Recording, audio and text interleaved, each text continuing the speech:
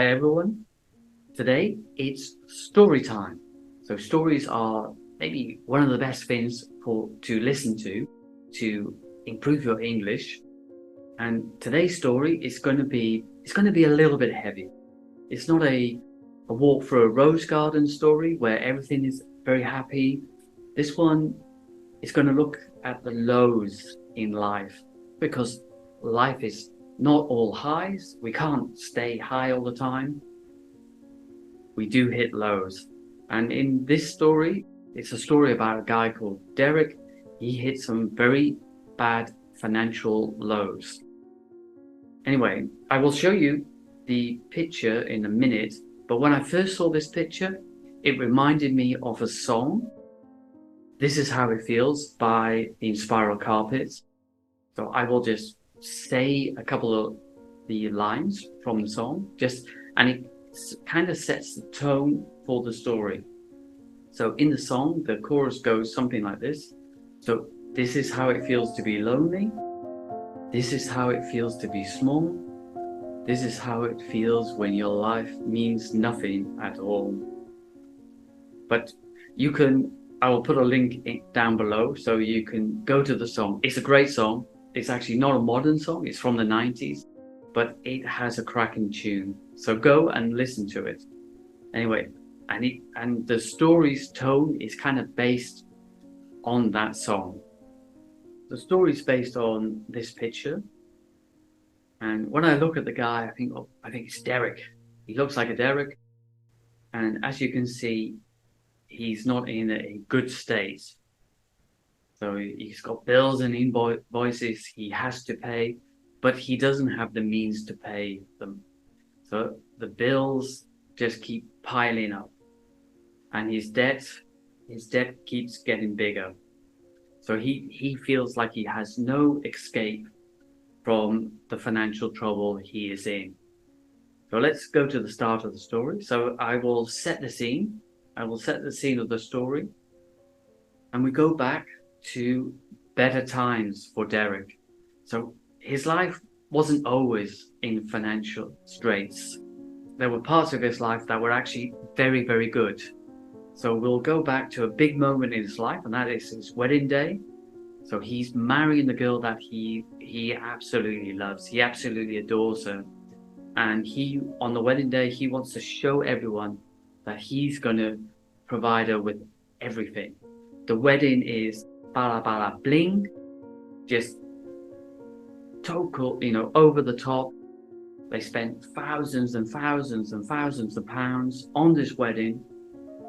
I don't know how many guests there were. There were 200 guests. 200 guests. They had a 5-course meal.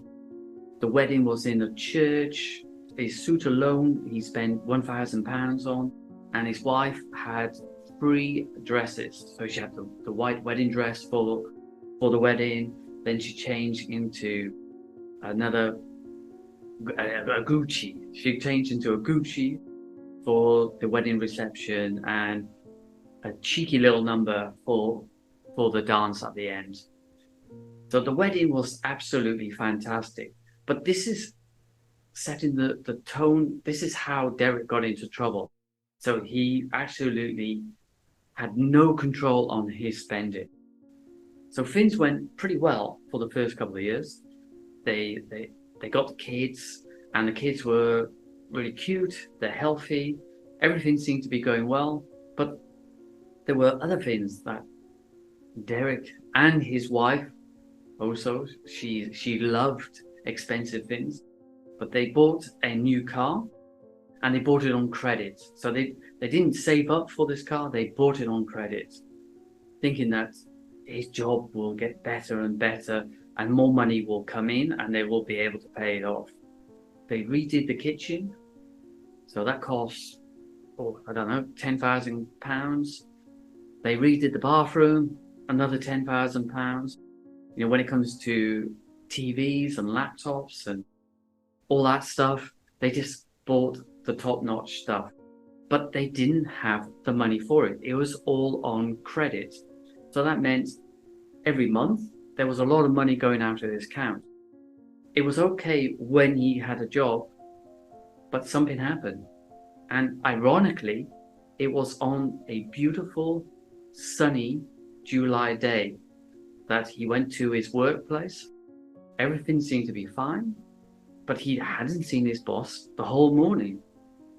And then when his boss came out of his office, his boss looked at him and he didn't look quite, he didn't look his usual self, because Derek got on very well with his boss. They bonded, they worked together well, they helped each other out of difficult situations. But there was something different. He noticed something different with his boss today. There was not that smile. There's no sparkle in his eyes. He usually has a sparkle and he's got a cheeky little smile. But there was none of that on that day in July. And his boss said to him, yeah, Derek, can you come into the office? So they sat down, and his boss, he looked a little bit depressed, and he looked at Derek and said, well, business hasn't been very good recently, and the company is really suffering. We need to take tough decisions at the company, and this is a real tough thing for me to say to you, but we're gonna lay off 100 people, and I wish I wasn't the guy telling you this, but you're one of them. And when Derek heard this, it didn't really sink in. Okay, he understood that, okay, he doesn't have a job anymore, but it didn't really sink in, and he felt a little bit betrayed. But he could also understand that it wasn't his boss' decision. It came from above.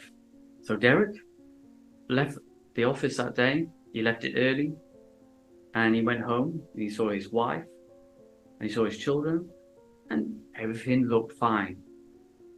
And actually, the first month wasn't that bad. So sometimes he went down the pub, he had a few drinks, in the daytime, he was filling job application forms, and he was still positive.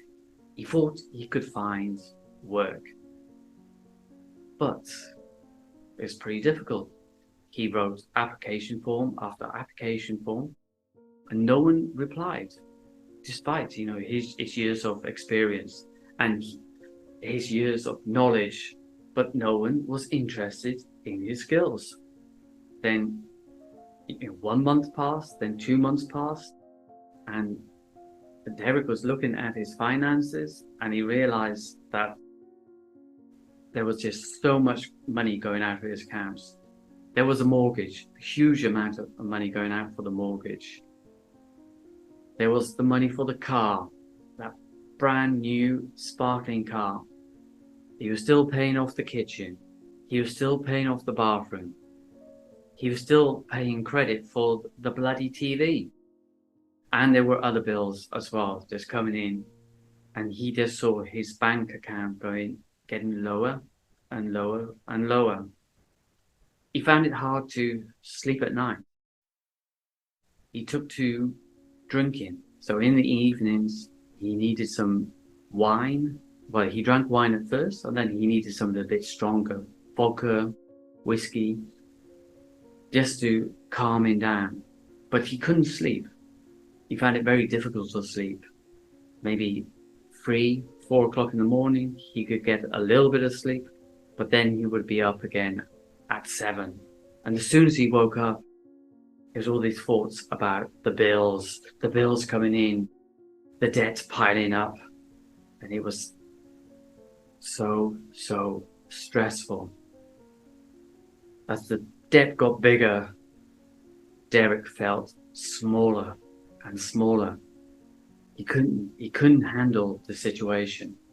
And despite all this money going out, his wife still wanted the kids to go on holiday with the school, to go skiing. Derek said, he tried to plead. He pleaded with his wife that I can't afford this. I just can't afford it. This year, can they not go on holiday this year?